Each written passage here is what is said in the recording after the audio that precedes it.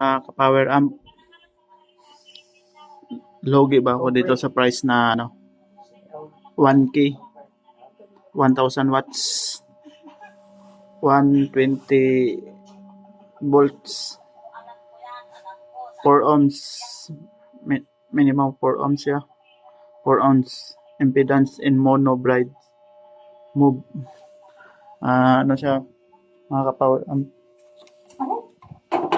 American brand siya. Nabili ko lang sa halagang 1K. Putol yung ano niya.